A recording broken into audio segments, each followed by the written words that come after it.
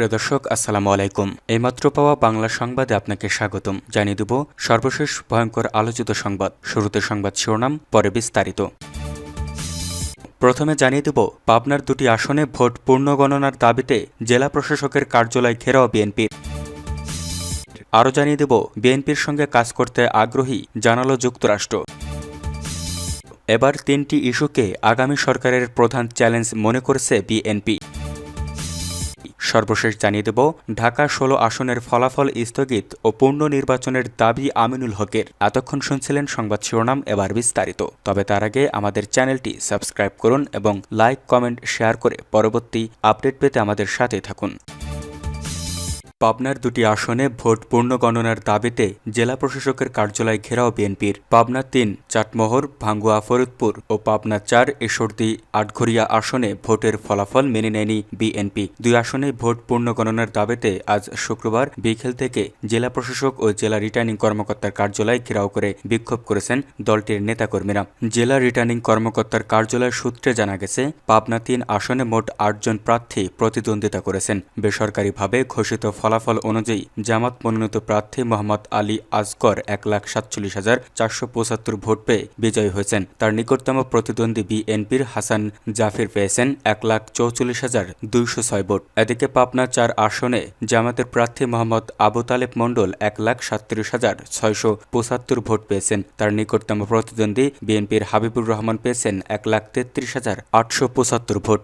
স্থানীয় লোকজন ও প্রত্যক্ষদর্শীদের সঙ্গে কথা বলে জানা গেছে, রাতে ভোটের এই ফলাফল ঘোষণার পর থেকেই বিএনপি নেতাকর্মীরা ক্ষোভ প্রকাশ করেন। শুক্রবার দুপুর জুমার নামাজ শেষে তারা দুটি নির্বাচনী এলাকা থেকে জেলা প্রশাসকের কার্যালয়ের দিকে আসতে থাকেন। বিকেল ৪টার দিকে কার্যালয়ের সামনে কয়েক হাজার বিএনপি নেতাকর্মী জড়ো হয়ে বিক্ষোভ শুরু করেন। তারা জামাতের বিরুদ্ধে বিভিন্ন স্লোগান দেন এবং ভোট পুনর্গণনার দাবিতে বিভিন্ন স্লোগান দিতে থাকেন। এ সময় আইনশৃঙ্খলা রক্ষায় জেলা প্রশাসকের কার্যালয়ে আইনশৃঙ্খলা রক্ষাকারী বাহিনী শক্ত অবস্থান নেয়। সেনাবাহিনী, র্যাব, বিজিবি ও পুলিশ মোতায়েন করা হয়। জেলা প্রশাসনের সহকারী কমিশনার আব্দুল আলিম জানান, দুই আসনের দুই প্রার্থীর সঙ্গে জেলা প্রশাসন বৈঠক করেছেন। তাদের দাবি বিষয়টি জেলা প্রশাসক নির্বাচন কমিশনে জানাবেন বলেছেন। এর পরিপ্রেক্ষিতে সন্ধ্যা ৭টার দিকে তারা জেলা প্রশাসকের কার্যালয় সেরে গেছেন। বিক্ষোভরত বিএনপি নেতাকর্মীরা বলেছেন, দুটি নির্বাচনী এলাকাতেই ভোট গণনার তথ্যের মধ্যে অসামঞ্জস্য দেখা গেছে।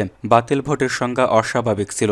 অনেক ভোট কেন্দ্রে পোলিং এজেন্টদের কাছ থেকে জোরপূর্বক ফলাফল শিটে স্বাক্ষর নেওয়া হয়েছে। কেন্দ্রভিত্তিক ভোটের হিসাবে গরমিল রয়েছে। ফলে তারা ভোট পুনর্গণনার দাবি করেছেন। দাবি না মানলে আরও কঠোর কর্মসূচি দেবেন। পাবনা ৪ আসনে বিএনপি মনোনীত প্রার্থী হাবিবুর রহমান বলেন, ভোট গণনায় পুরাই জালিয়াতি করা হয়েছে। আমরা এই ফলাফল মানি না, ভোট পুনর্গণনার দাবি করছি। এ প্রসঙ্গে জানতে জেলা প্রশাসক ও জেলা রিটার্নিং কর্মকর্তা শাহেদ মোস্তফার সঙ্গে যোগাযোগ করার চেষ্টা করে পাওয়া যায়নি। বিএনপির সঙ্গে কাজ করতে আগ্রহী জানালো যুক্তরাষ্ট্র। সদ্য সমাপ্ত ত্রয়োদশ জাতীয় সংসদ নির্বাচনে ঐতিহাসিক জয়ের জন্য বিএনপি ও দলের চেয়ারম্যান তারেক রহমানকে অভিনন্দন জানিয়েছে যুক্তরাষ্ট্র। এ সময় বিএনপির সঙ্গে কাজ করার আগ্রহের কথা জানিয়েছে যুক্তরাষ্ট্র।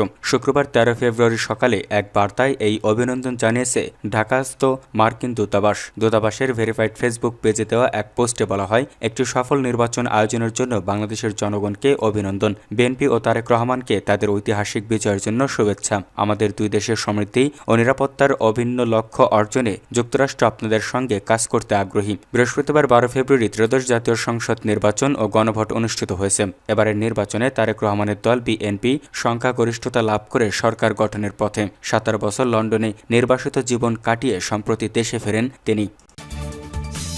তিনটি ইস্যুকে আগামী সরকারের প্রধান চ্যালেঞ্জ মনে করছে বিএনপি। আইনশৃঙ্খলা, দুর্নীতি নিয়ন্ত্রণ এবং অর্থনীতি সচল করাই আগামী সরকারের জন্য প্রধান চ্যালেঞ্জ হিসেবে দেখছেন বিএনপি মহাসচিব মির্জা ফখরুল ইসলাম আলমগীর। শুক্রবার ১৩ ফেব্রুয়ারি বিকেলে নিজের নির্বাচনী এলাকা ঠাকুরগাঁও থেকে ঢাকায় ফিরে হযরত শাহ জালাল আন্তর্জাতিক বিমানবন্দরের অভ্যন্তরীণ টার্মিনালের বাইরে সাংবাদিকদের প্রশ্নের জবাবে তিনি এ তথ্য জানান। মির্জা ফখরুল ইসলাম আলমগীর বলেন, আগামী সরকারের জন্য সবচেয়ে বড় চ্যালেঞ্জ অর্থনীতিকে সচল করা, আইনশৃঙ্খলা পরিস্থিতিকে নিয়ন্ত্রণে রাখা, দুর্নীতিকে নিয়ন্ত্রণ করা এবং ন্যায় বিচার প্রতিষ্ঠা করা।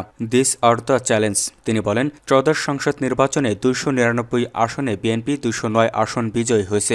সংখ্যাগরিষ্ঠতা লাভ করায় বিএনপি চেয়ারম্যান তারেক রহমানের নেতৃত্বে আগামী সরকার গঠন করব। নির্বাচনের ফলাফল নিয়ে নিজের অনুভূতি প্রকাশ করতে গিয়ে মির্জা ফখরুল বলেন, এই ফলাফল এদিকে আনন্দময়, অন্যদিকে বিষাদময়। আমাদের দলের চেয়ারপারসন দেশনেত্রী বেগম খালেদা জিয়া এই অভূতপূর্ব বিষয় দেখে যেতে পারলেন না। এটা বিষাদময়। তিনি বলেন, অনেক শত হাজার রক্তের বিনিময়ে ছাত্র জনতার গণঅভ্যুত্থানের পরে একটা চমৎকার উৎসবমুখর এবং একটা স্বচ্ছ নির্বাচন অনুষ্ঠিত হয়েছে। আমি ব্যক্তিগতভাবে ডেফিনেটলি অভিভূত, মুগ্ধ। এই ধারাবাহিকতা যদি আমরা রাখতে পারি তাহলে গণতন্ত্রের ধারাবাহিকতা আমরা রক্ষা করতে পারবো। আওয়ামী লীগ ছাড়া নির্বাচন হলো, এই দলটি নিয়ে আপনাদের ভাবনা কি? এমন প্রশ্নের জবাবে বিএনপি মহাসচিব বলেন, আওয়ামী লীগের ব্যাপারে ইতিমধ্যেই নির্বাচন কমিশন সিদ্ধান্ত নিয়েছে। তাদের কার্যক্রম নিষিদ্ধ করা হয়েছে। পরবর্তীতে বিভিন্ন রাজনৈতিক প্রেক্ষাপট থেকে সিদ্ধান্ত উঠে আসবে। বিমানবন্দর থেকে মির্জা ফখরুল ইসলাম গুলশানে বিএনপি চেয়ারম্যানের রাজনৈতিক কার্যালয়ে যান। সেখানে দলের চেয়ারম্যান তারেক রহমানকে ফুল দিয়ে অভিনন্দন জানান। এ সময় দলের স্থায়ী কমিটির সদস্য আমির খসরু মাহমুদ চৌধুরী, সালাউদ্দিন আহমেদ, চেয়ারম্যানের উপদেষ্টা কাউন্সিলের সদস্য ইসমাইল জবিউল্লাহ উপস্থিত ছিলেন। ঢাকা 16 আসনের ফলাফল স্থগিত ও পুনর্নির্বাচনের দাবি আমিনুল হকের। ত্রয়োদশ জাতীয় সংসদ নির্বাচনে ঢাকা 16 আসনে ব্যাপক অনিয়ম, দুর্নীতি ও ভোট কারচুপির অভিযোগ তুলেছেন ওই আসনের প্রতিদ্বন্দ্বী প্রার্থী মোহাম্মদ আমিনুল হক। শুক্রবার 13 ফেব্রুয়ারি তিনি নির্বাচন কমিশন সচিবালয়ে রিটার্নিং অফিসার বরাবর একটি লিখিত আবেদন জমা দিয়ে নির্বাচনের ফলাফল স্থগিত এবং বিতর্কিত কেন্দ্রগুলোতে পুনর্নির্বাচনের দাবি জানিয়েছে।